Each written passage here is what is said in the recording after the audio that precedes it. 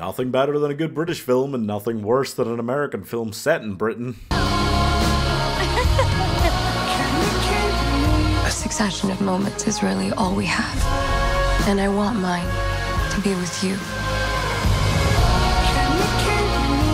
See if you can survive this tagline. American Anna comes to the UK, to Britain, to study poetry for a year at Oxford, and then the first guy she meets is an obviously gay, very sassy best friend character, and the second guy she meets is a attractive man whore who turns out to be her professor, who turns out to be her love interest, who turns out to have cancer.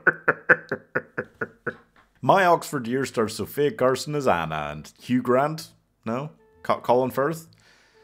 Jamie Milcreast as the man whore love interest who, you know, because of the nature of the film, I'm not going to spoil it, but we never really find out whether he would have been loyal to her or go off and continue being a man whore or not. It doesn't matter. So she falls for him in a scene where she tricks him into singing Coldplay at karaoke, which is exactly as cringy as it sounds, yeah. And then she dresses as Wonder Woman at a costume party that's not a costume party, and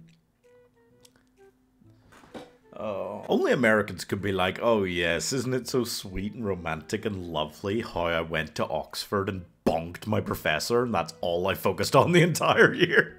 Like, it's such, because it's constantly showing all these Oxford students who are studying at one of the greatest institutions in the entire world, like, out partying and clubbing every single night, and you think, yeah, to some degree, I guess that's maybe accurate, but it's such you can have it all propaganda. Like, she's got a job at Goldman Sachs waiting for her. That's how good she is at finance. And they're waiting a year for her voluntarily. But she also, despite being that good at finance, managed to get accepted into Oxford for poetry. What? So her character feels super unrealistic. It's not that she's unrealistic so much as I just can't imagine anybody relating to her on any level. Like, sure, certain aspects of their romance, but her as a character, she's just so incredible at everything that it's just like, a little bit, but it's fine. I mean, as if the rest of this film wasn't unserious enough. He's playing her professor. He's playing an Oxford professor who teaches a class of Masters Oxford students for an entire year.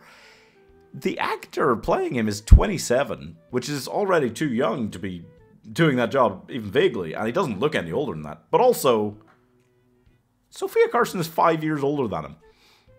And she doesn't look her age or anything, but she looks older than him. So it's a real, oh, this dynamic's insane at this point. And as if it wasn't all, you know, gooey, kind of not sexy or funny romance film. It's just a very dry, bland kind of one.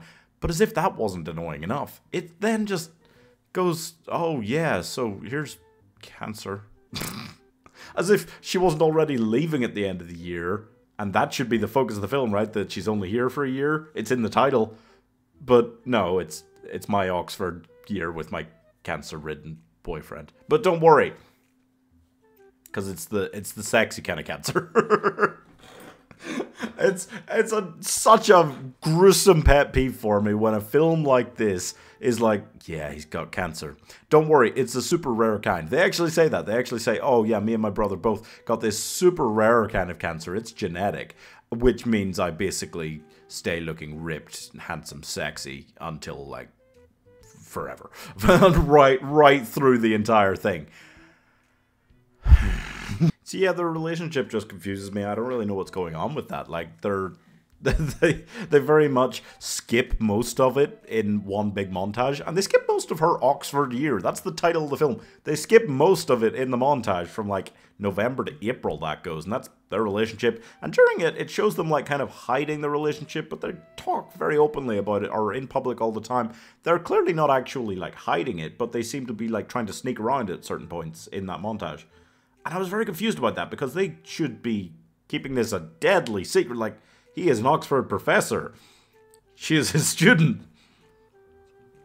This would be such a problem. And yet, despite that whole idea being so cancerously awful, that I want to hate it more than I actually do. I'm not saying it's good. I'm just saying that Sofia Carson's Netflix run, she might be being held hostage by them, by the way. It's been going on for a long time now. It's a pretty straight line of quality. I don't particularly like or dislike any of them. I just find them all along the baseline for what I kind of expect from silly, stupid Netflix films. So there's only so bad I guess I can say it is, but the real crime here is that it's a desperately unsexy romance film. The least sexy romance film in years, and I'm giving it 2 stars. Like, I can't remember necessarily the names of all the Sofia Carson Netflix ones. That's rare for me to actually start forgetting the titles of things, but they are all so forgettable. The Life List was maybe slightly better than this, not much. She do Chemical Hearts?